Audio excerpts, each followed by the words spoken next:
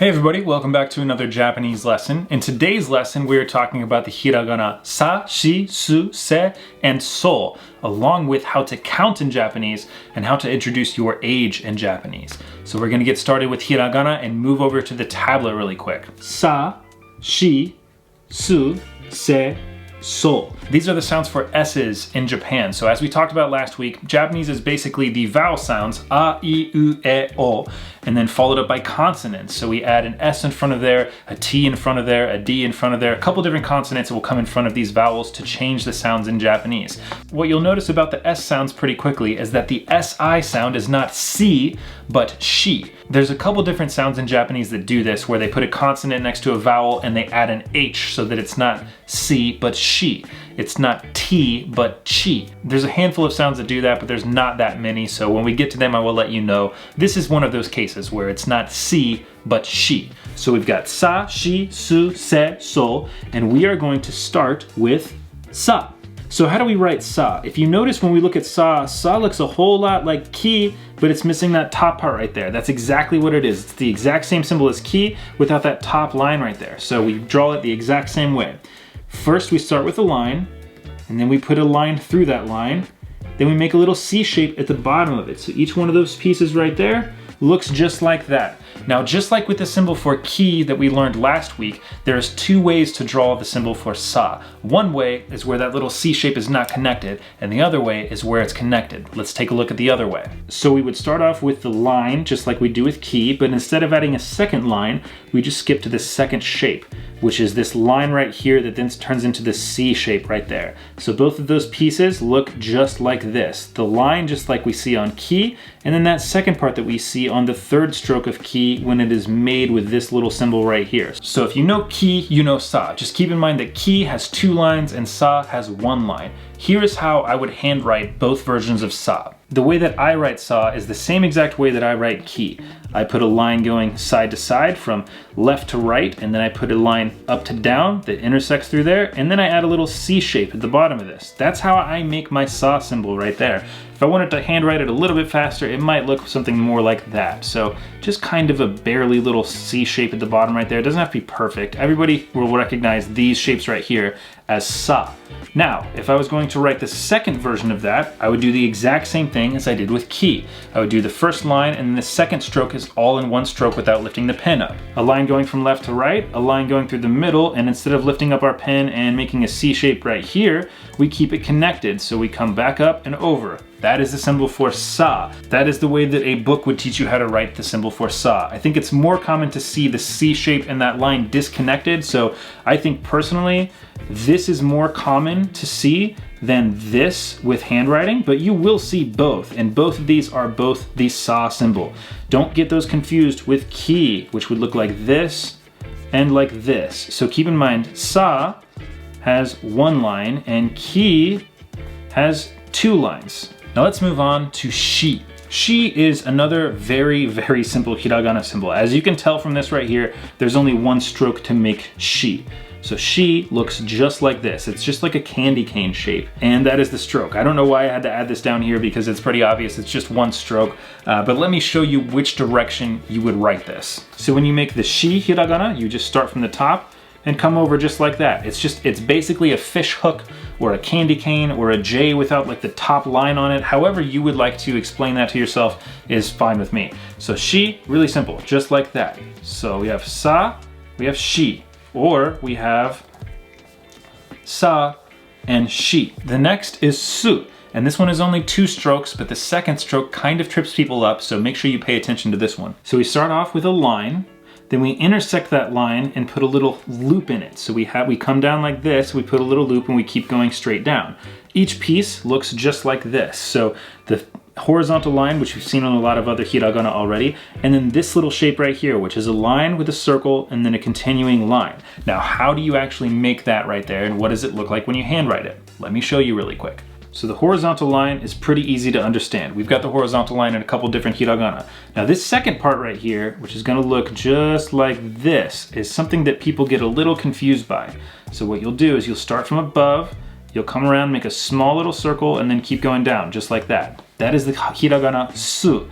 Now you can make this circle a little bit bigger or a little bit smaller, but you don't want to make it so small that it looks just like that. Now most people are gonna recognize this as a su anyways, because this still does look like a su, but there is supposed to be an open area right here. So make sure you do leave a little bit of an open area right there. Maybe just practice this one by going like this a couple times. It's almost like you've got a 9, but the line at top comes up a little bit higher. So yeah, just make sure you start from the top, then come up to make the circle, then continue going down. A handwritten version of this would probably look something closer to this right here. So pretty much exactly what I drew before, but you might see that circle being a little bit larger or a little bit smaller when you handwrite it, but it's all the exact same symbol. As long as you get a line through the horizontal part right there and coming up from the top going to the bottom with like a little circle on the left side of it, not the right side of it, then you're good to go. Don't make the mistake of making that circle on the other side, because this is not the same symbol as this one right here. So not on the right side, always only on the left side.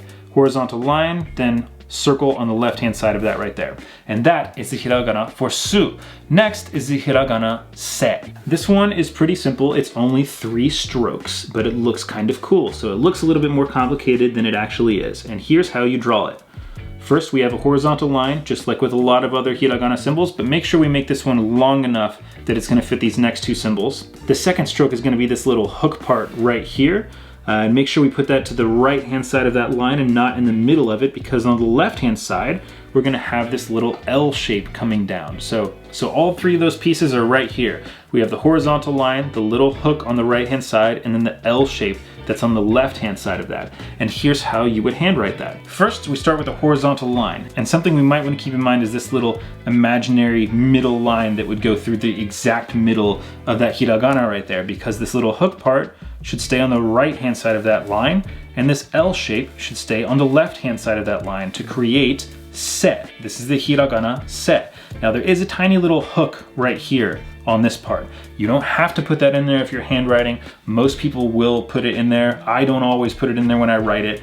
It is technically got a hook, so just like I mentioned before, in a lot of English letters, we will teach people to write a T with like a little tail on it or a little hook on it. Most people don't actually do that when they handwrite. So when we're writing the hiragana se, you might see people do it more like this right here without that little hook, or you might actually see people make that little hook right there. It just kind of depends, but little horizontal line first, then the hook on the right-hand side, and the L shape on the left-hand side. If you notice on these 4 that I'm making right here, this L shape doesn't come to the end on this one. It does come to the end on this one. It kind of comes to the end on that one. It gets close on this one. It doesn't have to come to the exact same point.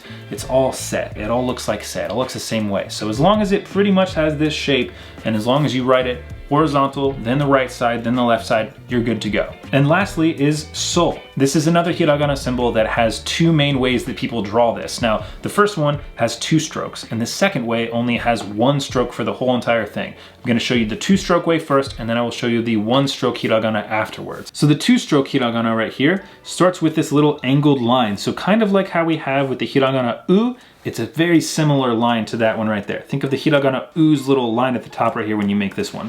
And the second shape is this weird looking Z and a C combined. So each one of those pieces looks just like this when we separate them out. So we have that first line right here that comes down just like U, and this second part right here is basically a Z shape followed by a C shape, but it's connected and without that top part. So we just have like half of a Z right here and then a C that's connected. Now here's how I would handwrite this hiragana, and I will teach you the second way that people make this hiragana afterwards. So you start from the top left and then you go bottom right, little diagonal area like that. Then you start from the top right and go bottom left, another diagonal line, across, and then make the C shape. And that's how you draw the soul. A handwriting version might look something more like this right here, almost like a backwards 3 right here. So a little line, followed by that little shape like that. Most of the time that C shape right there is almost the same size as this right here, but you will see people to draw it a little bit smaller. Some people will draw it a little bit bigger. It just kind of depends. But as long as it has this basic overall shape, then we're good to go. But like I said, there's 2 ways to draw this one. This is the one that has 2 strokes, and there's another way that only has 1 stroke for the entire hiragana, and this is what that looks like. So instead of coming down and then over and making that little shape right there, we would actually make a straight line across right here, and that would look just like this. So we would actually make a Z shape and a C shape right here, but connect the two together. So Z and a little C, that would be the hiragana so. That is a second way that people draw it. Now personally, I always draw it this way, but this way is acceptable, and this is a way that you will be taught in schools a lot of the time when you're learning how to write hiragana so. So you would, again, start like a Z and then put a little C at the end of it. Z with a little C at the end of it. Z, little C at the end of it. That is the hiragana for so. So altogether, we have sa, or sa, which is right here. Shi, she.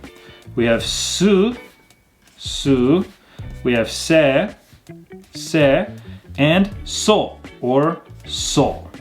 So. Sa, shi, su, se, so. Now that you've got the S sounds down in Japanese, we have the vowels, a, I, U, E, O. We've got the K sounds, which are ka, ki, ku, ke, ko. And we've got the S sounds, which are sa, shi, su, se, so. A, I, U, E, O, ka, ki, ku, ke, ko, sa, shi, su, se, so.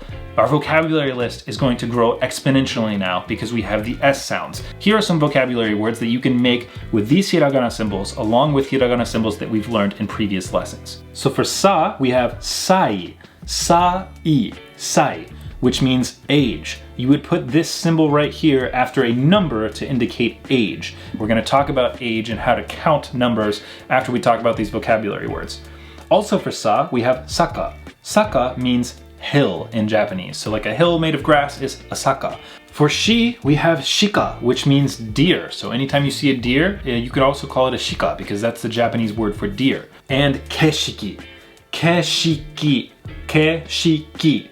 Keshiki is scenery or view. So you could say, ii keshiki desu ne, means, wow, this is a good scenery. This is a really good view right here. For su, we have ski. Ski means to like. Now, with this right here, although it is spelled su-ki, we don't pronounce it as suki, we pronounce it as ski, almost like S-K-I, almost like we drop the U sound off this right here. And what this means is to like. So you could say that you ski pretty much anything that you enjoy or like. You can ski a person, you can ski a sport. So for example, you could say, basketball ga ski, which means I like basketball. Now, ga is the particle that we would use when we use the word ski. So, basketball ga ski. Shika ga ski. I like deer. Ski means to like. Next for su, of course, we have sushi. So now you can spell sushi in Japanese. You will see this spelled osushi sometimes, and like we've mentioned in previous lessons, o before a word will make the word a little bit more respectful, a little bit higher end Japanese. So osushi, ogenki, there's a couple different words that you would put an o in front of, and sushi is one that you would do that sometimes as well. So sushi or osushi is just Japanese rolled sushi. I had a little bit of a hard time coming up with a word for se. The only one I could think of was ase. Ase means sweat, like actual, salt sweat. So if you're outside and you have a lot of sweat, you have a lot of ase. And for so, we have two very similar words that will tie in this trifecta of words talking about where something is. So soko. Soko means near the person that you're speaking to. So if you said to me, hey, can you hand me that right there? And I said, where is it? You could say soko, and that would mean next to you, right in front of you. So you could be talking about this marker, this pen right here. You could say, soko, like, oh, this right here, it's over there, it's near you. So soko means over there, next to the person that you're speaking to. And next for so is asoko. Asoko means far away from both you and the speaker. So if I'm talking to you and I say, hey, let's go run, and you say, where to? And I say, asoko. That means over there, away from both of us, over in that direction. So if you remember from last lesson, I taught you koko, which means here, next to me. Now we have the three words to say here or there in Japanese. Koko, here, next to me, next to the person that's speaking. Soko, near you, next to the person that you are speaking to. And asoko, not near either you or the person you're speaking to, far away from both of you. So that is how you would use the words here and there in Japanese. Keep in mind there's two there, like I said, soko and asoko.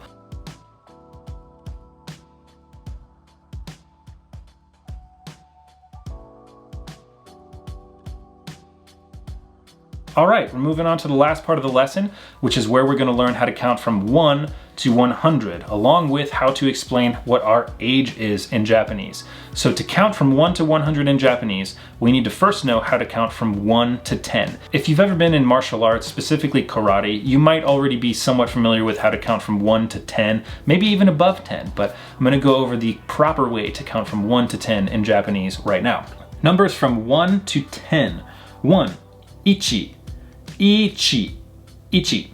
2, ni, ni. 3, san, san. Now keep in mind this in at the end of san is not san, san, with like a really hard in sound. It's san. It's kind of said more in the back of the mouth. San, ichi, ni, san. 4 is shi or yon. Shi, yon.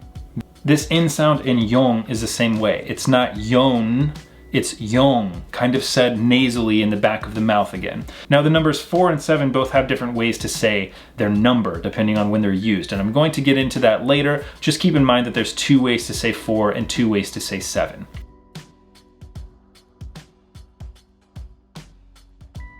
6 is roku, roku, roku, roku. 7 is shichi or nana. Like I said before, there's 2 different ways to say the number 7. Shichi or nana. 8 is hachi, hachi. 9 is kyu, kyu. Not kiyu, but kyu. 10 is ju, ju. Not jiyu, but ju. So we have ichi, ni, san, shi, go, roku, shichi, hachi, kyu, ju. 1 through 10 in Japanese. Now, how do we count numbers that are larger than 10? So for example, we counted to 10, now we want to get to 11. What's the word for 11 in Japanese? Well, you already know the word for 11 in Japanese because it's just 10 and a 1. So we don't say 11, we just say 10-1, which is ju-ichi. Same thing goes for 12. We don't say 12, we say 10-2. Ju-ni is 12. Ju-san is 13. Ju-yon is 14. Like I said a second ago, the numbers 4 and the number 7 have 2 different ways that they are pronounced. When we're counting numbers like 14, 24, 34, 44, 4 is pronounced as yon. Same thing when we get to the 40s. 4 is pronounced as yon when we say 40 as well. Ju-go is 15. Ju-roku is 16.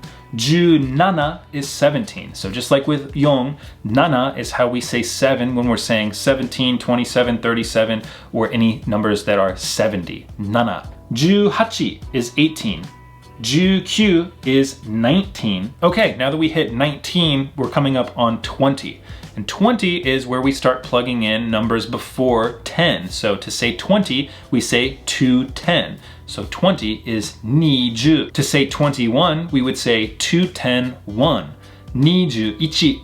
To say 22, niju-ni. See the pattern here? We just put a number before 10 and then the number that comes after it. 2 10s and a 1 is 21. 2 10s and a 2 is 22. Niju, 20. Niju-ichi, 21. Niju-ni, 22. Niju-san, 23. Niju-yon, 24. Niju-go, 25. Niju-roku, 26. Niju-nana, 27. Niju-hachi, 28. Niju-kyu, 29. And then we get to 30. Want to take a wild guess at what 30 is? 30 would be 310, which is sanju. And then 40, yonju. And this goes on for every single number. So for example, if we wanted to say the number 82, we would say 8 10s and a 2. So the number 8 is hachi, the number 10 is ju, and the number 2 is ni. Hachiju ni is how you say 82. How about 73? 7 10s and a 3. Nanaju-san is how you say 73. How about 56? 5 10s and a 6. Goju-roku. 5, 10, 6. Goju-roku. So if you can count from 1 to 10 in Japanese, then you can also count from 1 to 99 in Japanese, because we just plug and play with these numbers right here to make bigger numbers. There's no specific number for every new 10 numbers. You know, you don't have to learn 20, 30, 40. It's just niju, sanju, yonju. Really simple. Now when you get to 99 and you want to say 100, the Japanese word for 100 is hyaku. hyaku. Not hiyaku and not hayaku. Hyaku. H-Y-A. Hya. Hya. Hya. Hyaku. So if you can count from 1 to 99 or 1 to 100 in Japanese, chances are your age is probably somewhere in that number, probably on the lower end of it, right? How would you say your age in Japanese? Well, all you have to do is take the number of your age year. So me being 29, I would say 29, and then I would put sai at the end of it because sai means age. So if someone asks me how old I am, I can respond and say 29 sai. Now we're gonna dip our toes into when Japanese numbers can be a little confusing because saying your age in Japanese is not as simple as just slapping sai at the end of a number. Sometimes numbers will be pronounced differently when you put sai at the end of them. Here's an example of that. 1 year old is not ichisai, but issai. We drop off the chi sound and we make the s sound a little bit longer. So issai is 1 year old. 2 is nisai. 3 is sansai. 4 is yonsai. 5 is gosai. 6 is rokusai. 7 is nanasai. 8 is not hachisai, but we do the same thing that we did with ichi, and we drop off the chi sound and make the s sound longer. So not hachisai, but hassai. 9 is kyusai, and 10 is jusai. Now this pattern goes on with 1s and 8s through every single number when you're talking about age. So if I wanted to say 11 years old, I would not say 11sai, I would say 11sai, 11sai. If I wanted to say 18, I would not say 18sai, I would say 18sai, 8sai, not 8sai. The only other number that changes pronunciation when you get to that number in age is the number for the age of 20. We don't say 20sai, even though it's spelled the exact same way. We actually pronounce this as hatachi. Hatachi is how you say 20 years old in Japanese. Now, why is it that 20 is way different than what we would expect it to be, right? 18sai makes sense, right? It's 18sai, 18sai. They sound really similar. Hatachi does not sound anything like 20sai. The reason that Japanese people pronounce 20 as hatachi is because 20 is the official age of becoming an adult in Japanese. It's when you can smoke legally, you can drink legally, you are for all intents and purposes legally an adult at 20 years old in Japan. Other countries might be younger, like the United States is 18, some countries are 17, maybe even 16, but in Japan it's 20. So to celebrate the fact that 20 is the official age of becoming an adult in Japan, we say hatachi, not 20. So if you're 20 years old and somebody says, nansai desu ka, which means how old are you, you would say hatachi desu. I am 20 years old. Now let's go over a couple numbers and ages to make sure that you've got the whole concept right. How would you say this number right here in Japanese? 28. 28 is how you would say 28 in Japanese. We would not say 28sai unless we're saying 28 years old. So just by itself is 28. How about 43? 43 in Japanese is 43, 4 tens and a 3. How about 96? 96 in Japanese is 9 tens and a 6, or 96. How about 21 years old? Now, like I said, anytime the number 1 is at the end of an age, you wouldn't say ichi, but you say I. So it's not 21sai, but 21sai. 2 tens and a 1 age. 21sai. Thanks for tuning in. I really appreciate everybody watching this. If you would like to get your videos 1 week earlier, along with an additional video to give you even more information about the lesson or entirely different information about the Japanese language, be sure to check out my Patreon. You can find my Patreon in the link below. Also, I'm releasing a shirt soon in collaboration with my friend Vavalon Clothing, who is a Japanese clothing brand based out of Okinawa, Japan. If you are interested in purchasing that shirt, when it is available, I will update this video with the link to go buy it. But if you are a Patreon supporter, you will get a discount code for that t-shirt. So it might just pay for your Patreon membership if you're planning on buying one of these shirts anyways. 皆さん、またね。バイバイ。